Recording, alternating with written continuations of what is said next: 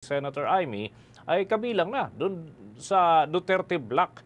At yan ay para sa 20th Congress at yung panig naman ng Duterte Bloc, wala pa raw napipisil na susuportahang Senate President kung sakasakali ay naman kay Senator Ronald De La Rosa. Yan at iba pang mga balita, hatid ni Bombo J.C. Galvez.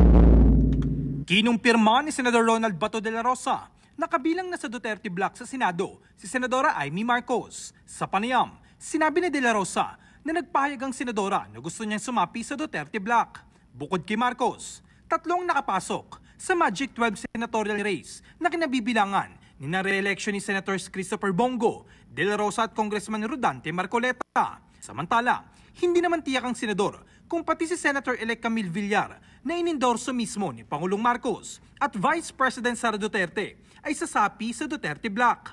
Ayon kay De La Rosa, hindi pa sila nakakapag-usap ni Villar at mahirap anyang pangunahan na parte na si Villar sa kanilang grupo.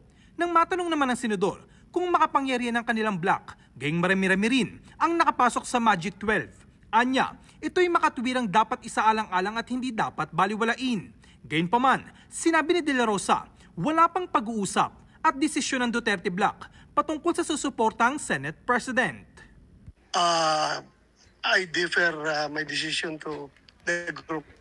Ano mapag-usapan namin din yun ang susundin ko. Pag-usap-usap pa kami. Kaming si Senator Bongo, Senator Robin Padilla, Senator Marcoleta, ako at saka si Senator Amy, mag-usap-usap pa kami.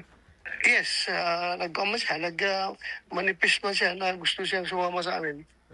Para sa Bombo Network News, ako si Bombo J.C. Galvez nag-uulat para sa #1 and most trusted radio network in the country, Bombo Radio Philippines, Basta Radio. Bombo!